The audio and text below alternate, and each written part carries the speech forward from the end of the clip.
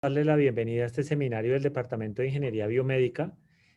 Hoy tenemos un invitado que le contaba yo aquí a las otras personas que estábamos en el estatus de panelistas, que pues ante todo es un amigo, es una persona con la que me crucé hace algunos años, que compartimos gustos por el mismo tipo de preguntas que tienen que ver con el uso de las herramientas matemáticas para entender dinámicas epidemiológicas.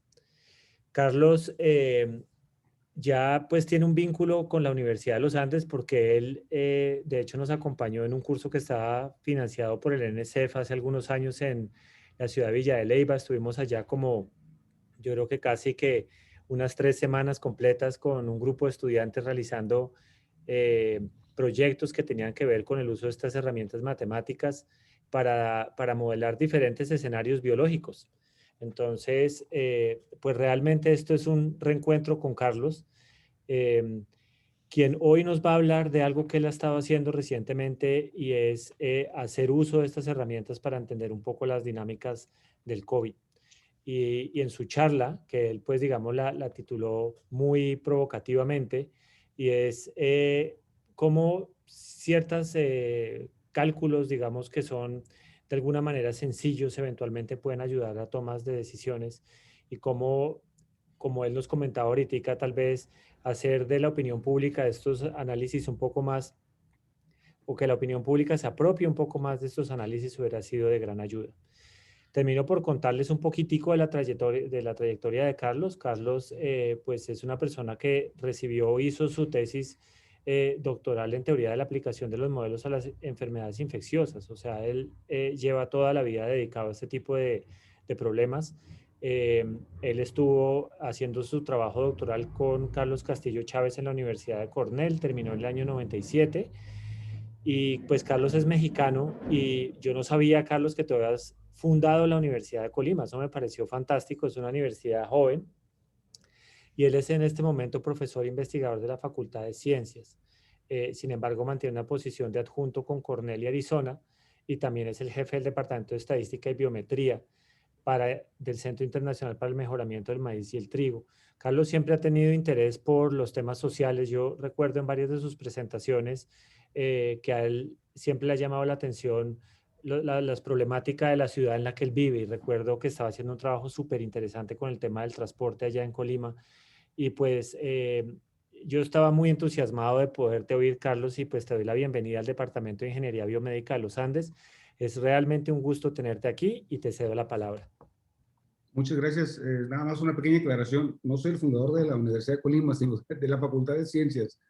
La Universidad de Colima tiene como 90 años, no soy tan viejo todavía. Sí, la Facultad de Ciencias fue en el año 2000, más o menos. Ah, Pero bueno. bueno, Ah, bueno, ojalá. entonces, No, dicho eso, nada más le quiero agradecer a todas las personas que están aquí asistiendo a esta reunión. Prometo no aburrirlos. Miren, yo trato de decirles algo que es hasta cierto punto grave, y lo más grave es la falta de unos cálculos sencillos, una falta de una interpretación que no se ha dado realmente en todo el mundo. Lo que yo les voy a decir aquí realmente no es muy difícil de transmitir, y para ustedes que les gusta un poquito el álgebra, el cálculo, van a ver que es realmente sencillo, es defendible, y todavía yo me pregunto por qué estos cálculos no están hechos y no se publican en todo el mundo. Quiero presentarles algo diferente, no quiero repetir algo que ya esté hecho. Una vez dicho esto y agradeciendo nuevamente la oportunidad de estar con la Universidad de los Andes, a la que espero visitar pronto, voy a comenzar con esta charla. Voy a tratar de compartir mi iPad porque ahí tengo Open Share on the Host. A ver, vamos a ver. Quisiera compartir mi pantalla, pero aquí la tengo ya. Share, perfecto. Espero que lo que ustedes están viendo es la pantalla de mi iPad. Y esta pantalla del iPad la puedo utilizar porque el PowerPoint no funciona muy bien para señalar textos. sí, Bueno, ahí se vamos a ve ver súper bien, este Carlos. Se ve Sí, bien, se perfecto. ve perfecto. Cálculos preliminares esenciales en una pandemia. Si ustedes están viendo estas rayas que hice ahí, todo está perfecto. Bueno, Está perfecto. miren, nosotros estamos como justamente los niños que van atrás en un vehículo preguntándole al papá y a la mamá dónde vamos, a qué horas llegamos. Lo mismo pasa con la pandemia. estamos aburridos, preocupados, angustiados, porque no sabemos qué está pasando ni cuándo va a terminar. Una y otra nos preguntamos cuánto falta, qué está pasando. Los cálculos que les voy a mostrar no son todos míos, obviamente, pero son cálculos que hemos tomado de aquí y de allá y van a ver que no es tan difícil pronosticar qué es lo que está pasando. Les platico. Este es un virus muy contagioso, muy desastroso y no es difícil saber qué destrucción va a causar. Yo hago una analogía muy simple. Si colocamos un pequeño explosivo mínimo en medio de una sala, de una casa, tratar de saber el daño que va a causar cuando esa cosa explote puede ser difícil. Cuantificar qué objetos van a sobrevivir, qué objetos van a quedar inútiles, qué objetos más o menos van a quedar en posibilidad de uso, es muy complicado. Pero si ponemos un explosivo muy potente, es muy fácil predecir qué va a pasar, que es destrucción total. Por eso es que es más fácil saber qué es lo que está pasando con esta pandemia y qué va a pasar, porque es un virus muy letal, no hay que complicarse tanto. Lo primero que tenemos que saber es qué tan contagioso es un virus y qué tan letal es. Esas dos cantidades nos predicen totalmente, nos permiten hacer predicciones muy útiles y muy simples de qué es lo que va a pasar con la pandemia. ¿Cuántos se infectarán? Esta pregunta básicamente me permite saber a mí el daño total en casos de infección y después cuántos decesos, obviamente me van a decir cuántos va a ser la mortalidad total. Si yo sé cuántos se van a infectar y puedo saber cuántos decesos de ellos van a ocurrir, es relativamente fácil. ¿Qué tan contagioso es el virus? Pues es el famoso R0, que es el número reproductivo básico. Y la otra es la letalidad, que básicamente es la probabilidad de morir de un individuo infectado.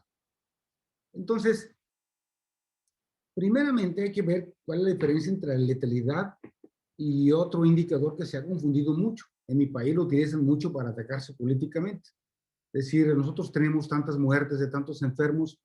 La letalidad, en realidad, la interesante, la útil es esta que también se llama IFR o Infection Fatality Rate, que no es más que la fracción de muertes entre los infectados.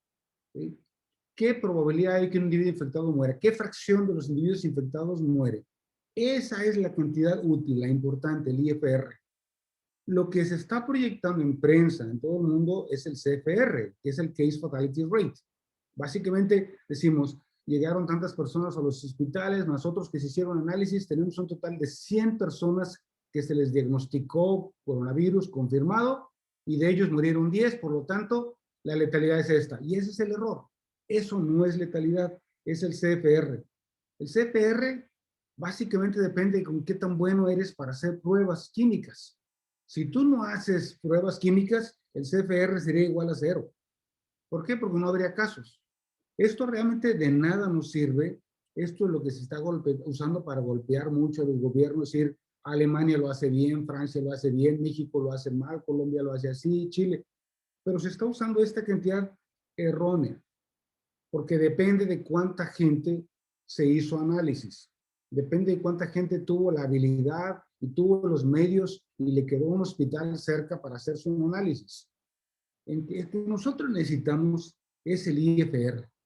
Y esto es de lo que se está hablando muy poco. Muy bien, vamos a empezar con qué es R0.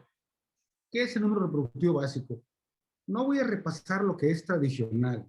Voy a repasar una construcción que nosotros inventamos aquí en la Universidad de Colima con unos colegas que me ha servido mucho para poder transmitir a biólogos, a médicos, a personas que no están muy versadas en matemáticas y en probabilidad de explicarles qué es en realidad el R0. Hay una definición que dice R0 es el número de individuos infectados por un individuo cuando éste se introduce en la población de susceptibles, bla, bla, bla. No hay más que una definición. Les voy a tratar de explicar realmente que ustedes puedan verlo, sentirlo, manipularlo, operarlo, entenderlo muy bien. Y vamos a empezar con este ejemplo. Lo que tengo aquí son urnas, cajitas. ¿Sí? Tengo muchas cajas, N cajas. Muy bien. Y le voy a pedir a esta, voy a poner en una de ellas un individuo infectado, que es esta. Y le voy a pedir a este individuo que lance al aire un cierto número de canicas que se llama X. X canicas donde X sigue alguna distribución estadística, no importa la que sea. Pero fíjense bien qué pasa. Una vez que esto suceda, tengo la siguiente generación de urnas ocupadas. En realidad esta fue la primera y estas son las nuevas. Ahora a cada una de ellas le pida que repita lo mismo, que lance al aire un cierto número de canicas. No todas tienen que lanzar lo mismo, ¿sí? Pero todas lanzan X, X y X. X tiene la misma distribución, ¿sí? Después esto me da la siguiente generación de canicas. Obviamente empezaron a caer algunas canicas encima de otras. Cada vez que una urna le cayó una canica, por primera vez esa urna pasa de ser una urna vacía a ser una urna llena. Y esta sigue enviando canicas. Todas las nuevas van a enviar canicas, nada más las nuevas. No un número constante de canicas. Esta puede lanzar X1, esta X2, X3. Y así hasta que llegamos a la última generación en la que ya se agotaron, ya no quedaron urnas para ocupar, más bien quedaron estas urnas vacías, pero la epidemia se acabó. Estas se escaparon solamente por pura suerte. ¿Sí? Y observen cuántas canicas, cuántas urnas quedaron ocupadas. Esta, 3, 4, 5, 6, 7, 8, 9, 10 urnas ocupadas. Vacías, 1, 2, 3, 4, 5, 6, 7. Muy bien, y ahí se acabó la epidemia. Si ustedes hacen esto y lo simulan en una computadora, en realidad lo que están haciendo es simulando una epidemia. Es exactamente así como se transmiten las enfermedades. Un individuo tratando de lanzar canicas a otros individuos, y cada vez que un individuo recibe una canica por primera vez, él a su vez lanza canicas al aire. Y así. Y lo interesante está en que es muy difícil de que todas las urnas queden llenas o reciban canicas. Siempre va a haber urnas vacías. Es muy difícil que todas se ocupen. Y aquí está la parte interesante.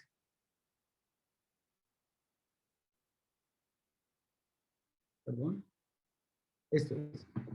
Si R0 es el número promedio de canicas que lanza cada individuo al aire, el número de urnas ocupadas será la solución en X de eso. Este es nuestro hallazgo.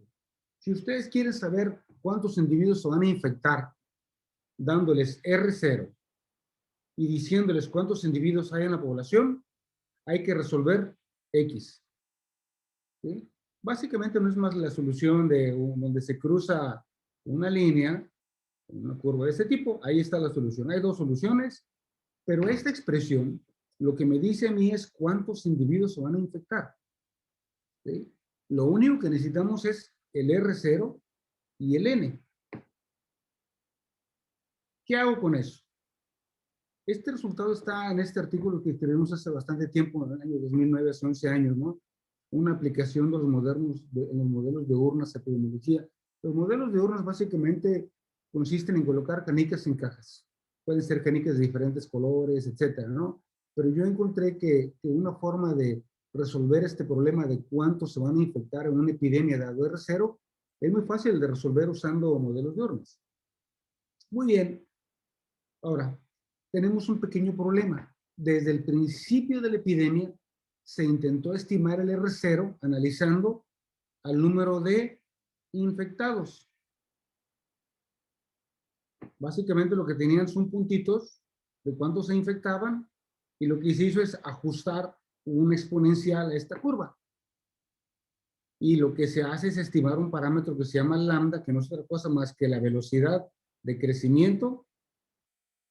Y una vez que se estima la velocidad de crecimiento, este parámetro básicamente no es más que la tasa de contacto. ¿Cuál es el problema? De que esto es lo que te enseña en un libro de texto. Para estimar el R0, estima primero la velocidad de contacto y lo que tienes que hacer es tomar el número de infecciones, cómo se van infectando los individuos, y después de eso simplemente ajustas un exponencial. ¿Cuál es la bronca con esta enfermedad? Que los infectados, nadie sabe cuáles son, porque empezaron a ver que esta enfermedad es muy rara. No todo el mundo mostraba síntomas. Había gente que no mostraba ningún síntoma, Había gente que mostraba síntomas y tenía que ir al hospital, ¿sí? Y había gente que moría. En realidad, esto es lo que sucede. Estos son los infectados y estos son los que van al hospital. Y esta tasa es lambda y esta tasa es lambda por P1. ¿Qué es P1? P1 no es más que la fracción de los individuos infectados que van al hospital. Pero peor, la gente que va al hospital depende de muchas cosas, depende del país. No es lo mismo la gente que va al hospital en África que la gente que va al hospital en Colombia o en Estados Unidos. Entonces, en realidad tenemos esto. Estos son los infectados, estos son los que van al hospital y estos son los que mueren. Estos sí los podemos ver. Entonces, observen, el problema está en estimar la velocidad de crecimiento de esta curva, este lambda, pero como no conozco estos datos, en realidad no los conozco, tampoco tengo todos estos datos, estos son los más certeros de trabajar. Es más difícil equivocarte con una muerte de coronavirus. El problema está en que la tasa esta es lambda por P.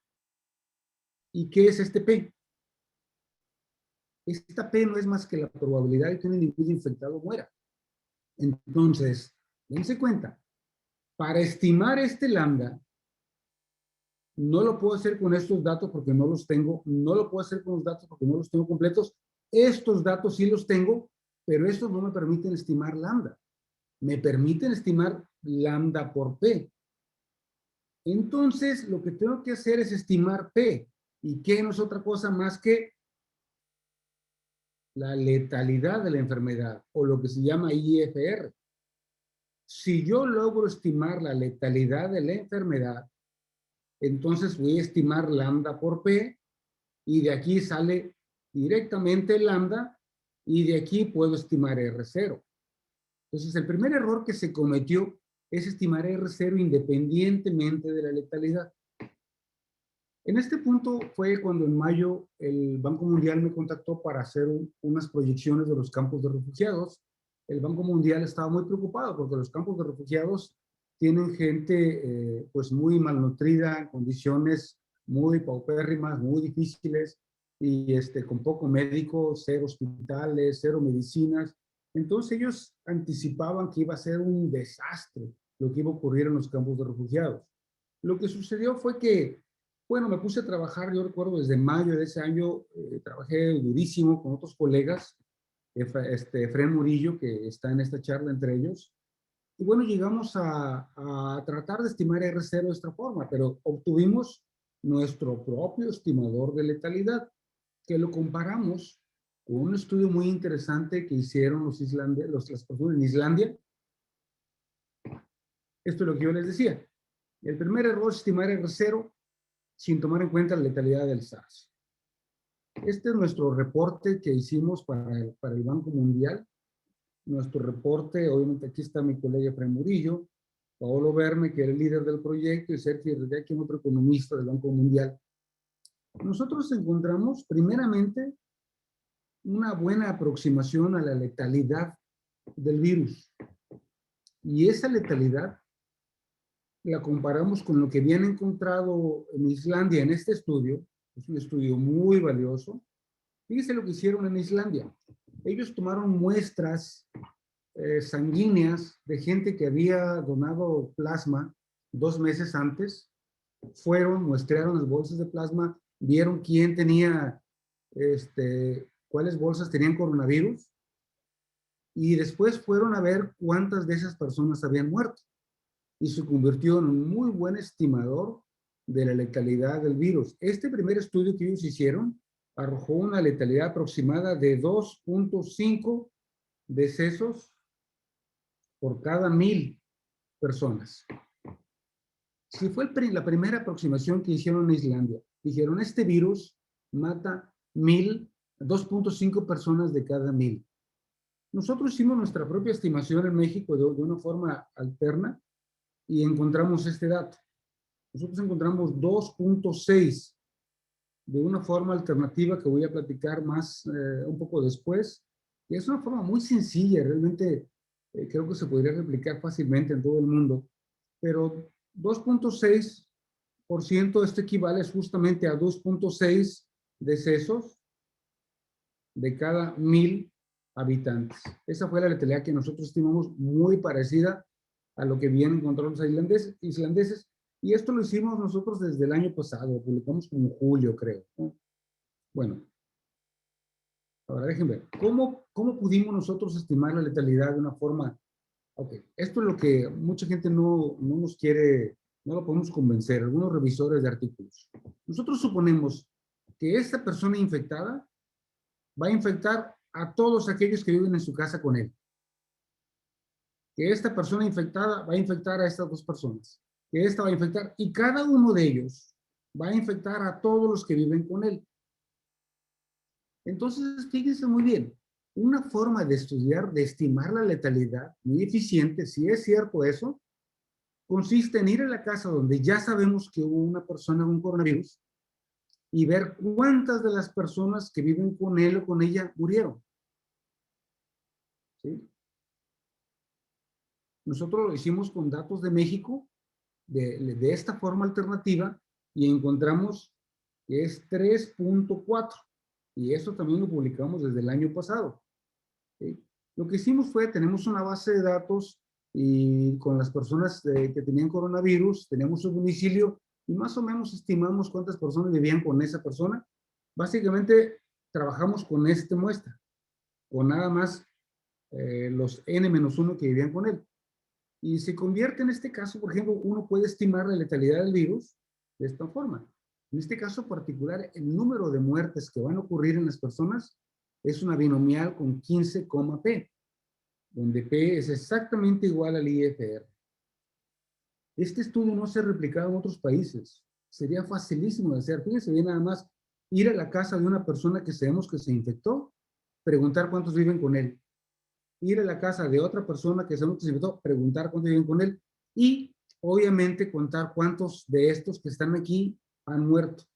Y si tenemos muchísimos hogares, podemos estimar la letalidad muy bien. Nosotros no teníamos muchos, hicimos una muestra como de 1,000 hogares y estimamos que era 3.4. Estamos hablando de que tenemos un virus que mata a 3.5 personas en promedio de cada 1,000, según estos cálculos.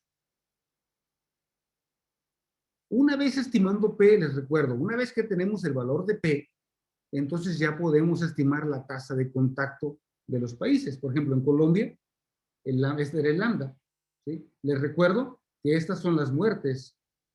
¿Sí? Y esto es lambda por P. Pero ya conociendo la letalidad del virus, ya nos queda nada más estimar lambda. Y el ajuste fue muy bueno para Colombia. Para Bélgica también un muy buen ajuste, con un lambda muy parecido. Para Brasil también un buen ajuste. Alemania, un buenísimo ajuste. Italia, también un muy buen ajuste. Pero observen, lo que hicimos nosotros fue trabajar con, no se les olvide esto, estos son muertes. Muertes por día. Y repito, todo esto lo que hace es darnos un lambda por P. Pero como el P es el IFR y ya sabemos que anda en 3.5 de cada 1,000, estimar lambda es directo. Bueno, después lo aplicamos a varios países y miren, ¿qué es lo que está pasando? Comparen el R0 de Italia, que andaba en 5.7 aproximadamente, comparen contra el de Sudán, que anda en 2.7. No es que el R0 haya bajado, esa es una gran confusión. No es una enfermedad con un diferente R0. Esta curva simplemente no es otra cosa más que lo que se llama learning, una curva de aprendizaje. O sea, conforme los países nos vamos asustando más, se van asustando más, se van haciendo más precavidos y obviamente el R0, el calculado, empieza a bajar. Pero el R0 de la enfermedad en realidad es cuando tiene todo su potencial. Estos que están acá ya están enmascarados. Este R0 está enmascarando ciertos cuidados que la gente tiene, ya empezaban a usar cubrebocas, etcétera, ¿sí?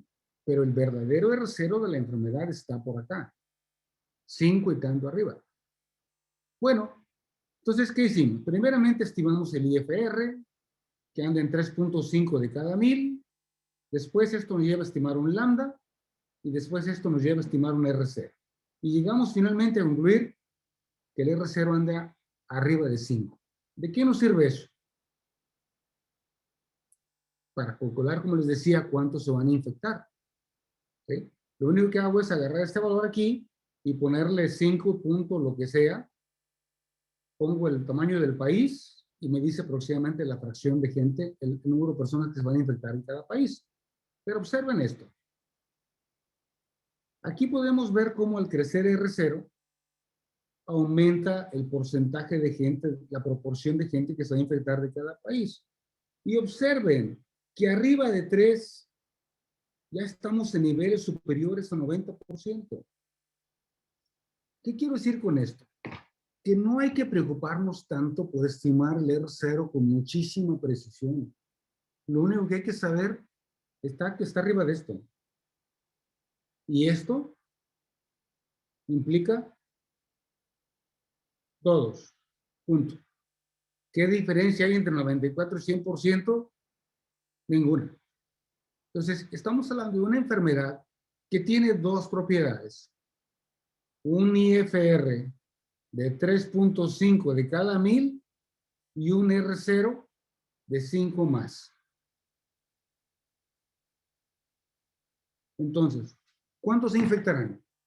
¿Sin vacunas? Prácticamente todos. ¿Sí? De hecho, en México está pasando algo muy curioso. En México ahorita se está infectando la gente que se estaba cuidando más de todos.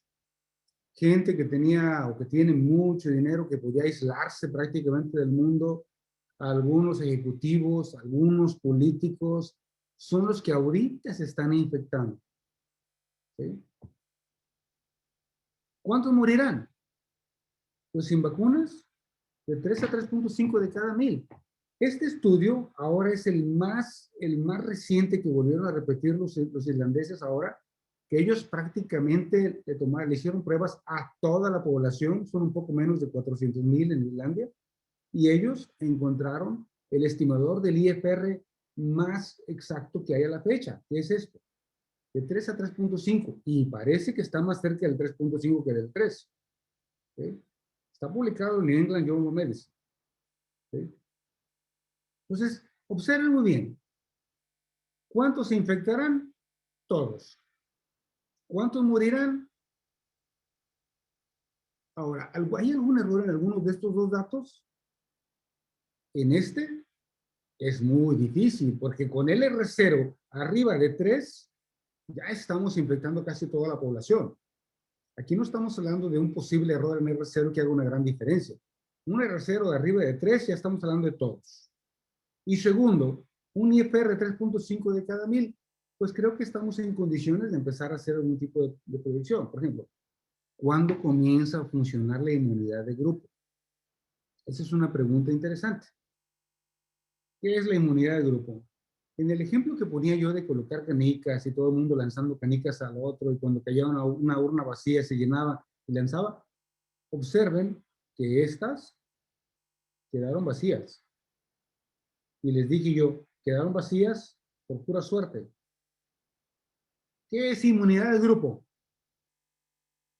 Inmunidad de grupo es justamente suerte. Así que cuando Boris Johnson decía en Inglaterra, en el Reino Unido, aquí vamos a apostar la inmunidad de grupo, realmente, bueno, ya todo el mundo sabe que él no sabía a lo que se estaba refiriendo. Cuando Boris Johnson dice vamos a apostar a la inmunidad de grupo, lo que está diciendo es no vamos a hacer nada.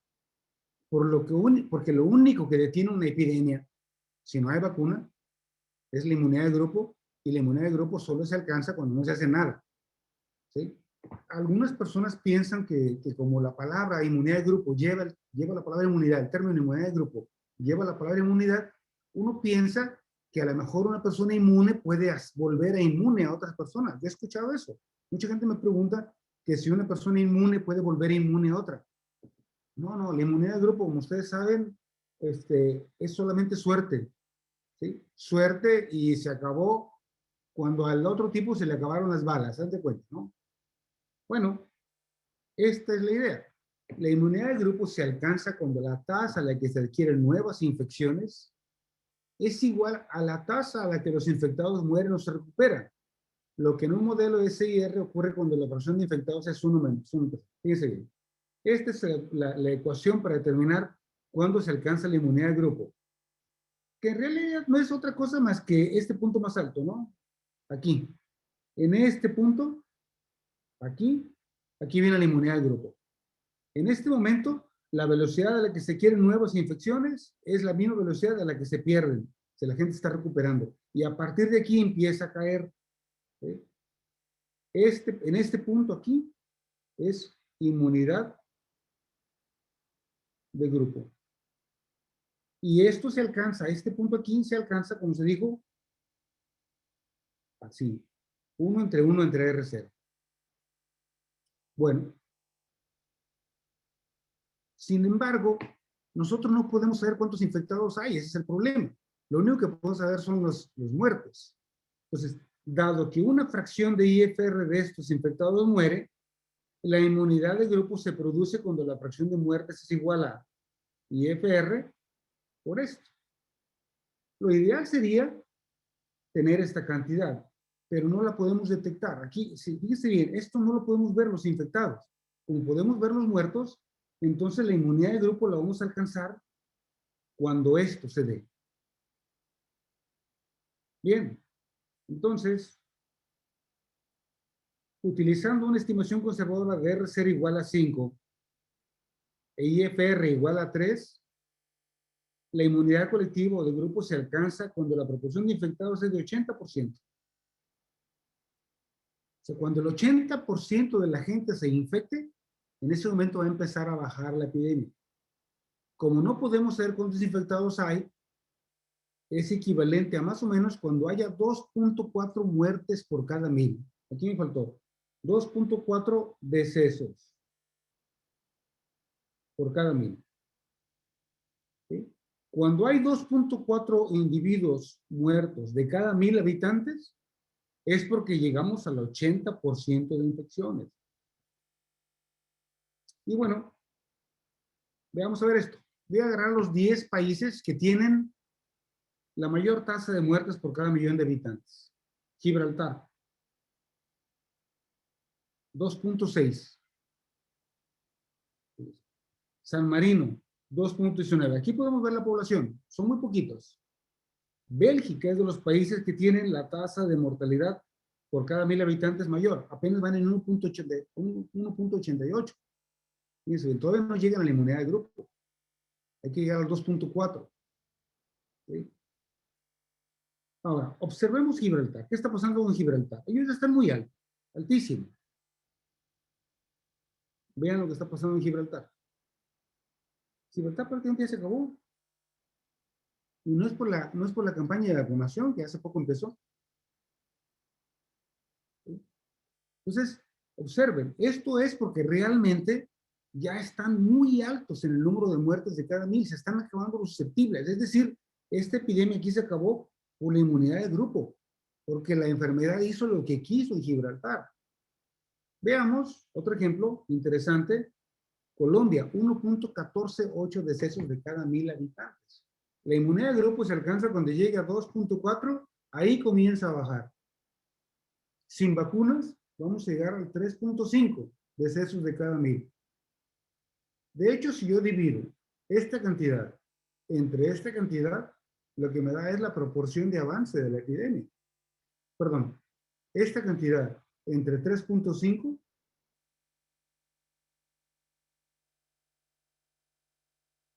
es el grado de avance de la pandemia. Déjenme poner aquí.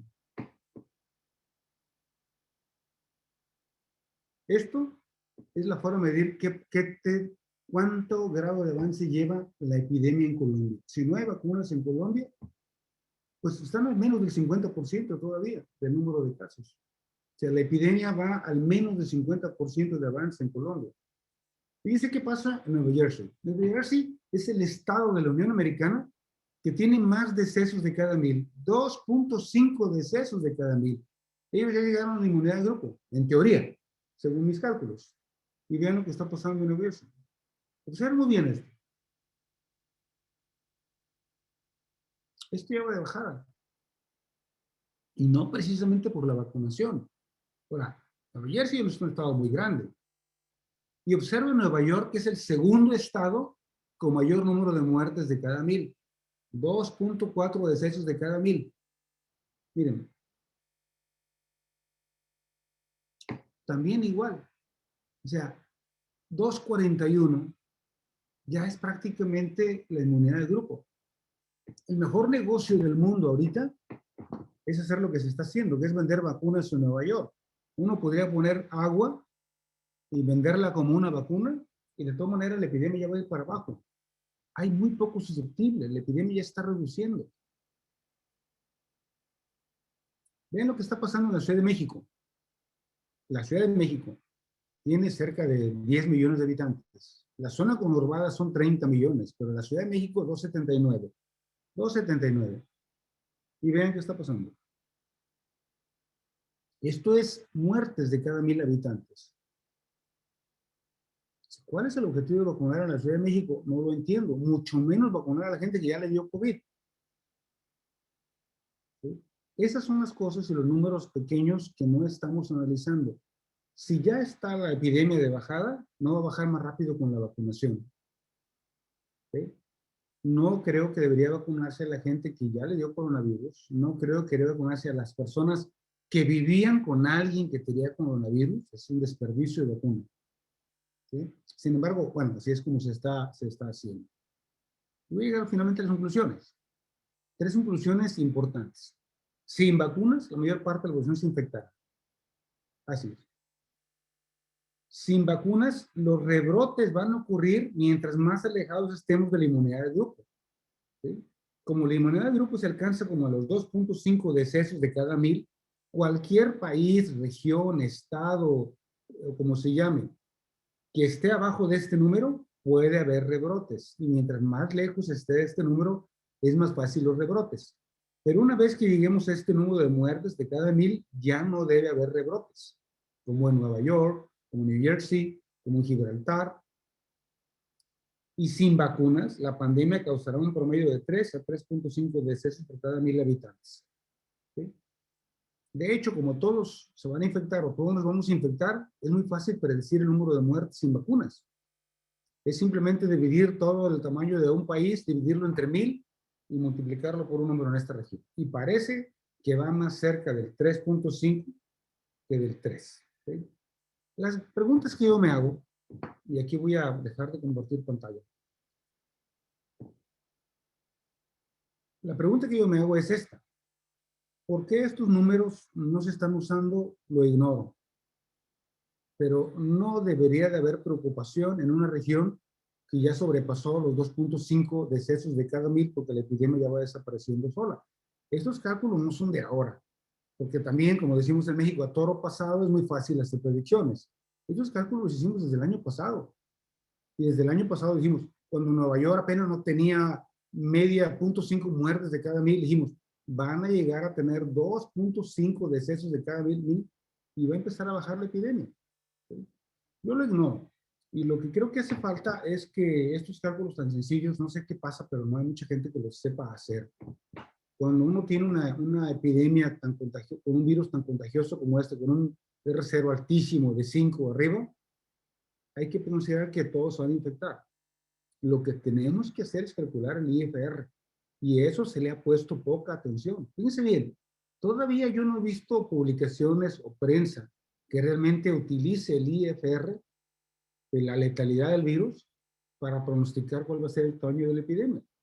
Para mí es inconcebible saber dos cosas que todavía nuestros gobiernos no la estén usando. Uno, que todos nos vamos a infectar. Y dos, que aproximadamente va a haber 3 muertes de cada 1000. Y con eso hay que planear. Lo de la inmunidad de grupo 2.5 es extra.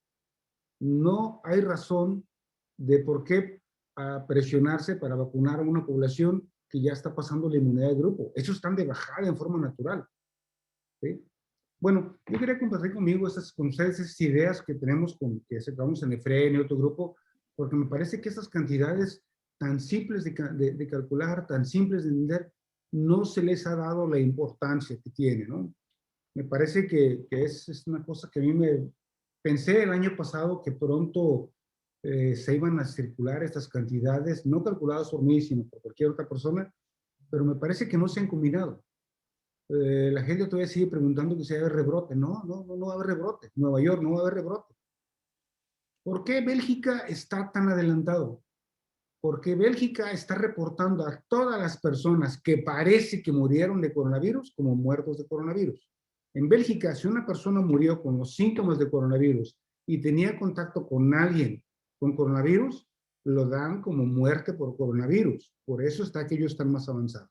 Ahora, no todo es mala noticia. Colombia tiene 1.14 decesos de cada 1000. Parece que van muy atrás. Pero hay que considerar que también hay muchos decesos que se nos pasaron, igual que en México. No los contabilizamos.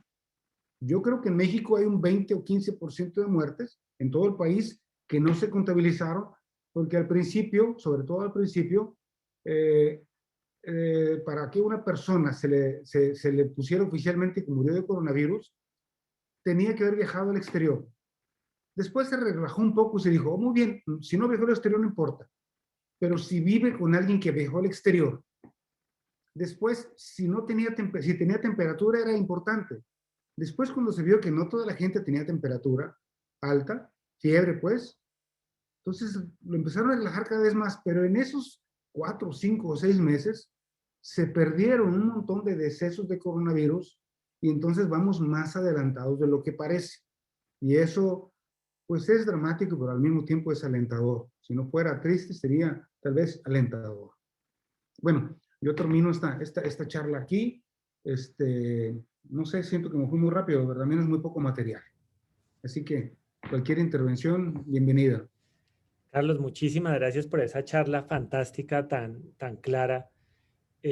Yo quería pues abusar, que soy un poco como el anfitrión, y adelantarme a hacerte un par de preguntas. Creo que ahí, pues primero conectar con una cosa que tú dijiste puro al empezar la charla que me parece espectacular, y es compararnos con los niños que van en el carro que preguntan todo el tiempo cuándo vamos a llegar.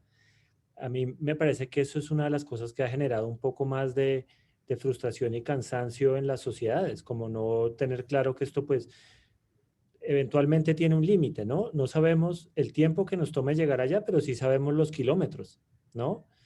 Sí, así es. Con los cálculos que tú acabas de hacer, uno podría decir, nos faltan, no sé, nos faltan 100 kilómetros, pues si nos vamos a 1 kilómetro por hora nos vamos a demorar 100 horas, ¿cierto?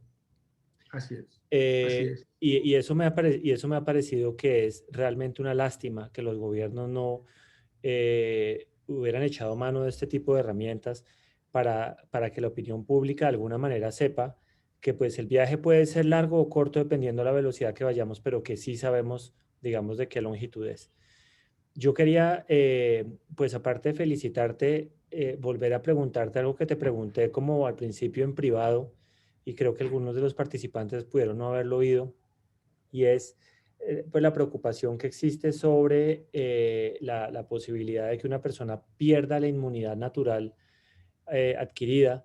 Y yo quería que tú nos compartieras pues qué consecuencias podría tener que eso realmente fuera así, o si es algo que tal vez no haya de qué preocuparse.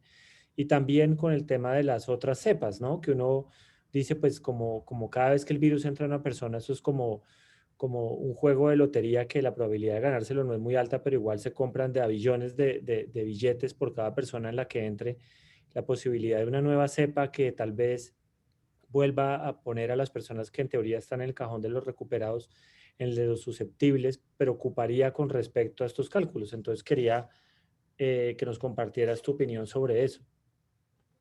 Sí, gracias, Juan. En realidad, fíjate que el concepto de las cepas hay que analizarlo. En realidad no son 3 o 4 o 5 cepas. Se han detectado más de 200 variantes del virus. Pero precisamente de ahí viene el temor de muchas personas, de pensar que son 4 o 5 diferentes. Lo que pasa es que estas cepas son realmente tan diferentes al resto y eso es lo que provoca el temor. Pero a ver, Lo importante está en que se ha detectado a la fecha que estas cepas, algunas de ellas, son más contagiosas, sí. Una de ellas es 30% más contagiosa, que básicamente lo que hace es aumentar el R0, aumentarlo a 30%. Es decir, en lugar de 5, lo hace lo que tú quieras. Pero ya vimos que arriba de 5 ya estamos en las nubes. O sea, realmente no hay mucha diferencia, no hay una gran diferencia. Y segundo, sí se ha detectado que una de esas cepas es un poco más letal, ¿sí? Pero no mucho más. Digamos que la letalidad, algunos dicen que va del 5% más letal, otros 11% más letal, pero todavía no hay evidencia como para considerarla que sea algo realmente diferente y drástico. No creo, yo creo que el virus afortunadamente se está comportando como todos los virus, que es by the book, virus con variantes, no todas iguales, pero no creo que haya realmente algo de temer. Efren, mi colega Efren Murillo, que está aquí en esta conferencia, y yo fui coautor de él con un paper, donde analizamos y encontramos que en México, el año pasado, de 1,000 casos de infección, encontramos 2 reinfecciones, pero no sabíamos incluso si habían sido infecciones prolongadas. Oficialmente, para que se defina una reinfección, tiene que haber una infección positiva, PCR, después debe haber una segunda prueba donde se detecta que ya está libre del virus y después una tercera prueba donde se confirma. Y nosotros nada más tenemos datos de 2 pruebas positivas separadas por 2 meses y no sabemos si fue una infección prolongada. Además hay que ver que esas pruebas de PCR detectan pedacitos de virus, aunque el virus no esté vivo, no esté activo, te detectan los pedazos de virus. Pero aunque fueran reinfecciones, me parece que 2 de 1,000 es muy, muy bajo. Entonces, sí hay reinfecciones, claro que sí. Lancet acaba de reportar un caso de una reinfección de un individuo y se detectó que era un virus diferente, no era el mismo, y, y realmente es un caso anecdótico. Entonces, sí hay, pero me parece que no hay que preocuparse mucho de eso todavía. Muchas gracias, Carlos. No sé, Ana, si de pronto tengas alguna pregunta por ahí de los participantes o de los panelistas. Bueno, entonces en este momento quiero animar a los participantes a que utilicen la opción de preguntas y respuestas, pero antes de leer la pregunta que tengo acá, vi que David levantó la manito. Yo tenía un par de preguntas, Carlos. Primero, muchísimas gracias por la presentación, porque muchos que no somos ni tan matemáticos ni tan científicos la podemos entender, así que gracias por eso. Dos preguntas para ti que te las hago de una vez, que no están relacionadas. Mencionaste que los que más se estaban cuidando en México son los que se están contagiando ahora. Tengo curiosidad de saber cuál es el motivo. Y la segunda es, ¿qué va a pasar con estos países cuando lleguen a la inmunidad de grupo? O sea, ¿qué pueden hacer o no pueden hacer las personas? ¿Tienen que cerrar las fronteras? ¿Cuáles son las implicaciones de llegar a la inmunidad de grupo? Bueno, la primera pregunta, básicamente lo que trato de decir está que, por ejemplo, en la Ciudad de México, donde están los altos mandos de México, políticos, o gente de la iglesia, o gente del arte, que tiene alguna posibilidad de cuidarse más, era claro que eran los últimos que se iban a infectar. Entonces, cuando esos se están infectando ya, tú te das cuenta de que efectivamente se confirma la idea de que al menos en la Ciudad de México se está cumpliendo eso, ¿sí? Y son individuos que son, yo les llamo marcadores, porque realmente tal vez han desgraciado un poco su nivel de vida porque se han aislado mucho, han tenido posibilidades, no cualquiera de nosotros puede vivir en una burbuja de cristal, ¿no? Hay que salir a trabajar. Pero tú te das cuenta de que la epidemia ya está por terminar en la Ciudad de México, no por ver el 2.5 de decesos por 1,000 que ya tienen, sino de ver que estas personas, el subsecretario de Salud, que es el que lleva el control de la pandemia, se infectó hace 3, 4 días, el presidente hace 2 semanas, y así, ¿no? Entonces te das cuenta que esos marcadores están ya siendo infectados. Y la segunda pregunta, ¿qué hay que hacer? Mira, yo creo que una población bien informada, aunque sea de lo peor, va a actuar en forma diferente y va a haber menos inconformidad cívica. Yo pongo un ejemplo. Churchill, en el bombardeo de Alemania por Inglaterra, no se puso a decir, oiga, esos ruidos, oiga, ¿qué? Ah, son cilindros de gas que explotaron. Oiga, pero las sirenas de los ataques aéreos, no, no son sirenas de ataques aéreos, son sirenas de ambulancias. No, no, no. Churchill agarró y le dijo a la gente, nos están bombardeando, pero vamos a sacar lo mejor de nosotros. ¿Por qué? Porque, ¿qué diferencia hay ahora? O sea, a eso me refiero yo. Como decía hace rato Juan Manuel, no es lo mismo no tener una idea de a dónde vas. Puede ser a lo mejor que te falta mucho, muy lejos, pero al menos sabes qué esperar y eso te da cierta tranquilidad y cierta madurez, ¿sí? Y es muy importante ahorita que la gente sepa repartir culpas. En México ocurrió algo muy interesante relacionado con tu pregunta. México, de principio, se cantó victoria muy rápido. Vieron, no nos va a hacer nada.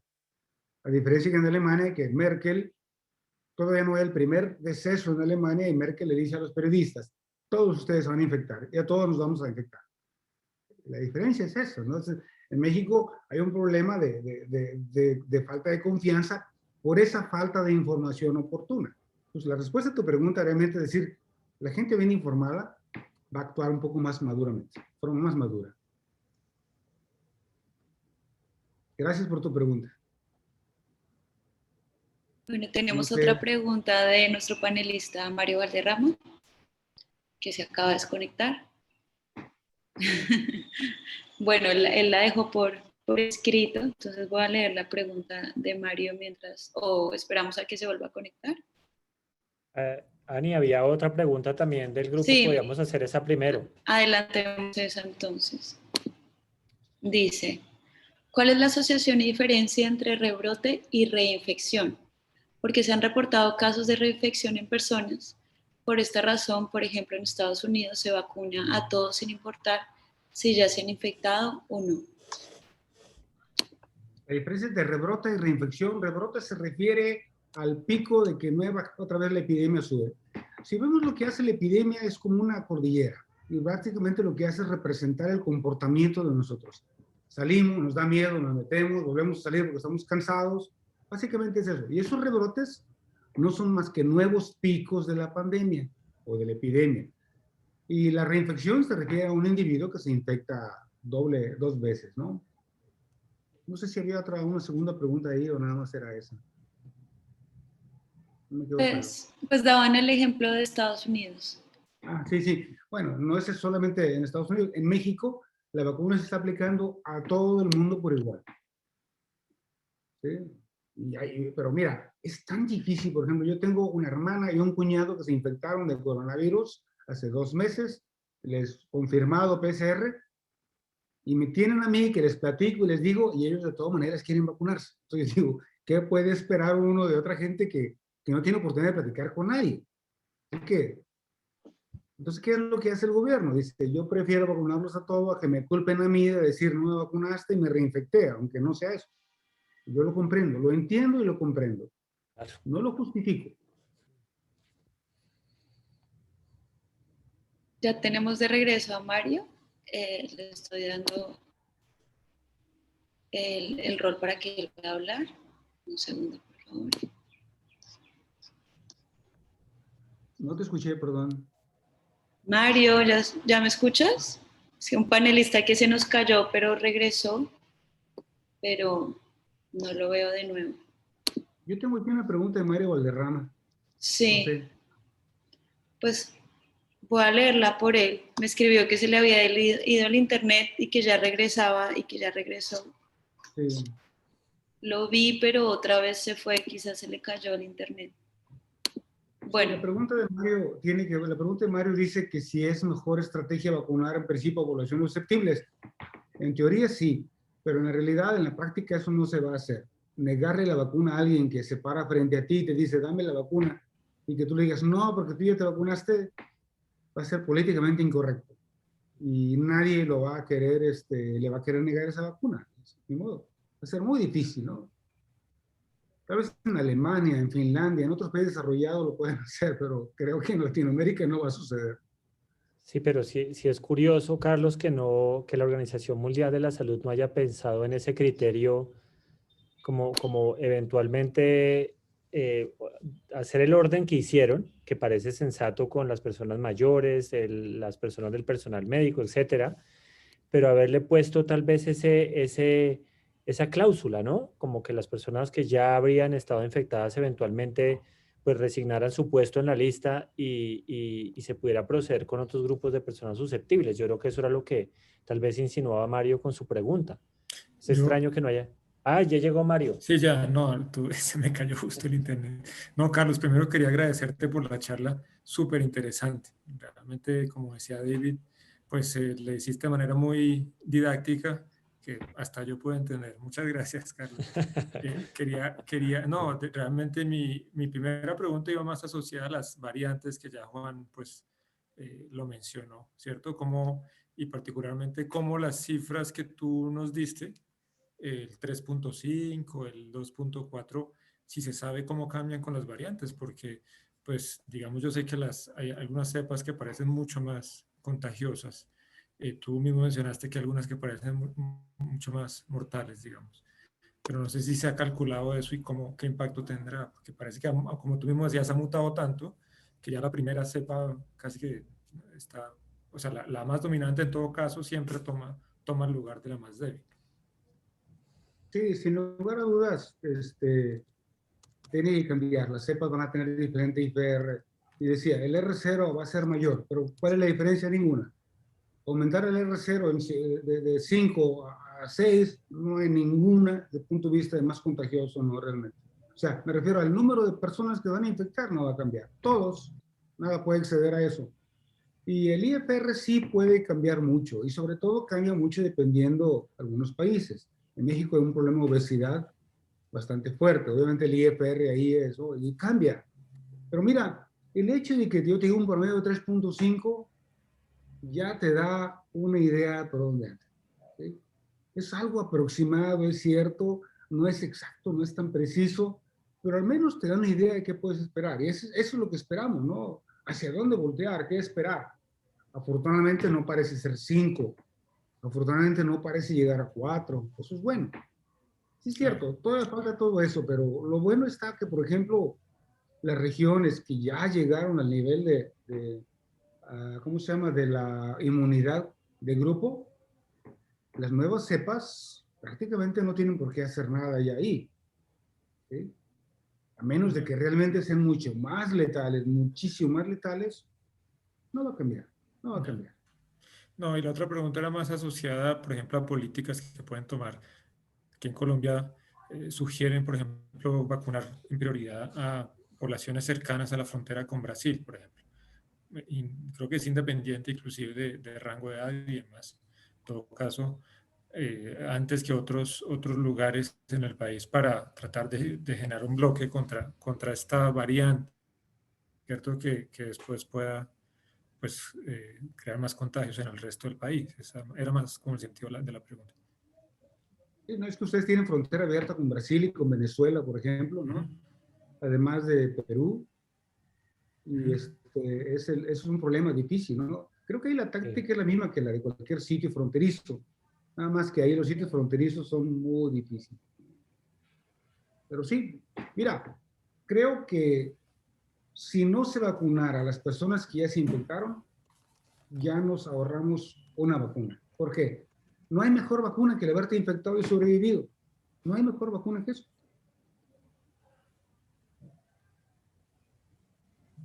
Gracias, Carlos.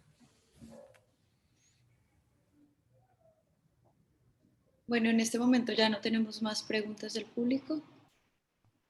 Entonces nos Bueno, queda gracias. darte las gracias, Carlos. Realmente fue un gusto tenerte acá en el seminario del departamento. Eh, Como le contaba a los participantes y a los colegas, será un gusto todavía mayor poder tener estas vacaciones aquí en los Andes, ojalá presencialmente, para que puedas compartir todo este aprendizaje con los estudiantes y con esta nueva generación de personas que pues seguramente sí van a quedar con estas herramientas para la próxima. y ojalá que perduren para que no se cometan los mismos errores que, como tú bien decías, pues a veces se ven fácil cuando uno mira para atrás, pero la próxima vez vamos a tener un aprendizaje bastante grande gracias a la contribución de personas como tú al entendimiento de esto. Entonces te agradezco muchísimo. Le doy muchas gracias a Ana María por la organización del seminario, a los panelistas, a los invitados por habernos acompañado y pues les deseo una feliz tarde. Les agradezco mucho la invitación. Ojalá pueda estar pronto con ustedes. Muchas gracias. Hasta luego. Nos vemos luego, en un próximo gracias. seminario. Gracias. Chao. Adiós, Mario. Adiós, David. Hasta luego, Carlos, que estés muy bien. Adiós.